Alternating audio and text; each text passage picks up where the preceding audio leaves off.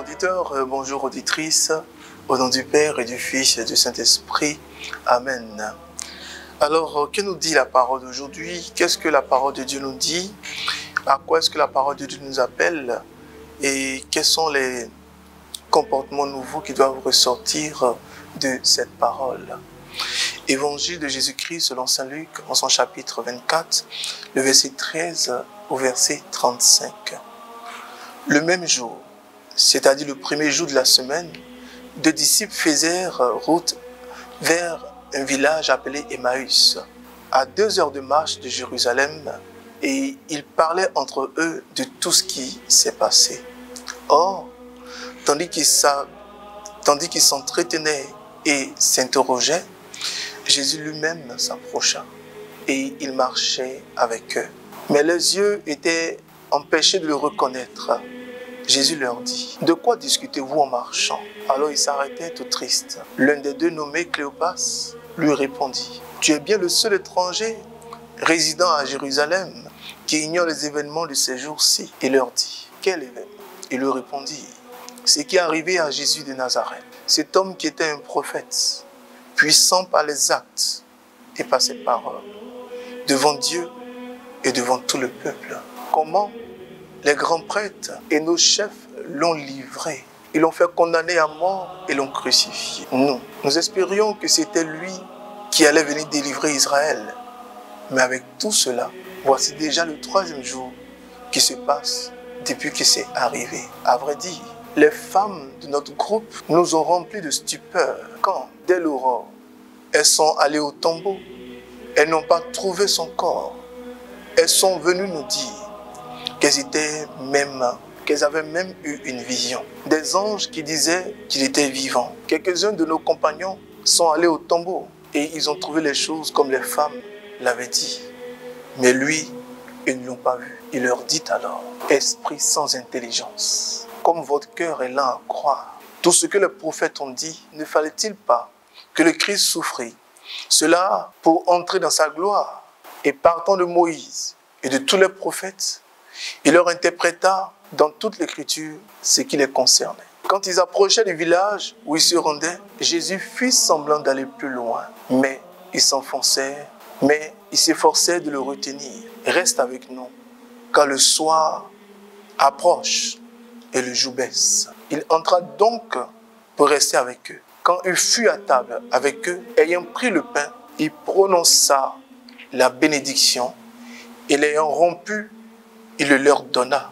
Alors, leurs yeux s'ouvrirent et ils le reconnurent, mais il disparut à leur regard. Ils se dirent l'un à l'autre: « Notre cœur était-il pas brûlant au-dedans de nous, tandis que nous parlait sur la route et nous ouvrait les Écritures ?» À l'instant même, ils se levèrent et retournèrent à Jérusalem. Ils y trouvèrent réunis les 11 apôtres et leurs compagnons qui leur dirent: « Le Seigneur est réellement ressuscité. Il est apparu à Simon-Pierre. » À leur tour, ils racontaient ce qui s'était passé sur la route, comment le Seigneur s'est fait reconnaître par eux à la fraction du pain. Parole du Seigneur notre Dieu.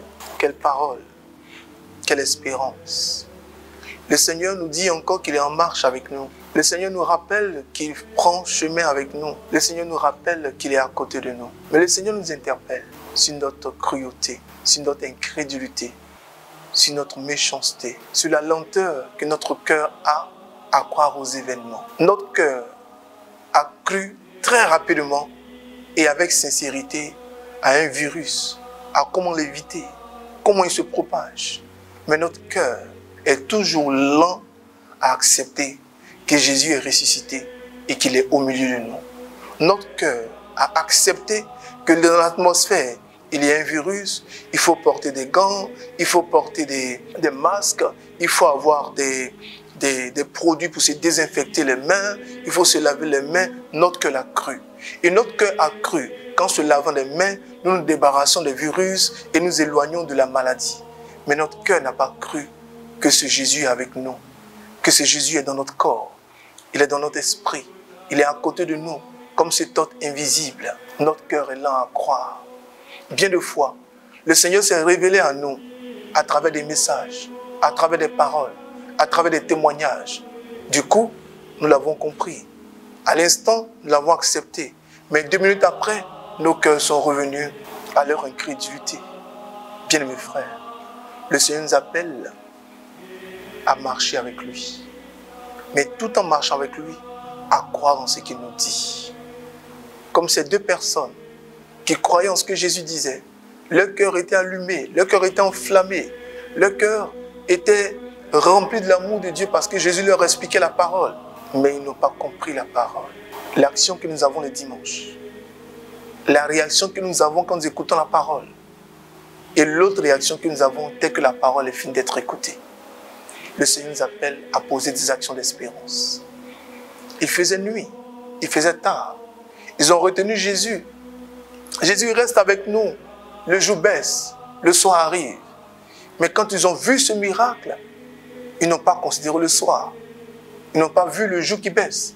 Ils ont couru à cette même heure, aller rejoindre les apôtres pour leur rendre témoignage. Est-ce que nous sommes toujours prêts à dépasser nos limites, à dépasser un certain nombre de choses pour rendre témoignage de Jésus-Christ de Nazareth? Dans cette crise, nous avons plus partagé comment on attrape un virus, comment un virus détruit, que notre espérance soit en Christ.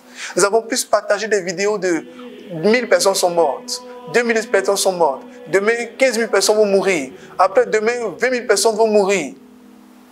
Nous avons partagé des milliers de ce genre de vidéos. Mais les vidéos d'espérance, ce n'était pas notre message. Nous nous voyons déjà mourir. Nous sommes des aides d'espérance. Demandons pardon au Seigneur. Là où nous avons propagé la mort, la crainte, l'angoisse, là où nous avons tué la foi. Il est vraiment ressuscité. Il est au milieu de nous. Comme les 2 frères, sur le chemin de Damas, sur le chemin d'Emmaüs, ne l'ont pas vu, l'ont vu, l'ont expérimenté. Par la parole aussi, nous l'expérimentons. Alors, bien mes frères, bien mes sœurs, engageons-nous tout au long de cette semaine à être des personnes d'espérance, à être des personnes de paix, à être des personnes de joie, à comprendre la vie comme Dieu veut qu'on comprenne la vie. Et non interpréter la vie selon nos blessures, selon notre compréhension philosophique, selon notre compréhension. Non, Jésus avec nous, il est vraiment ressuscité et il est vraiment ressuscité. Que Dieu nous garde, que Dieu nous bénisse, que Dieu nous fortifie et prenons notre bâton de pèlerin et allons proclamer l'évangile de Jésus. Amen. Amen. Amen. Au nom du Père et du Fils et du Saint-Esprit. Amen.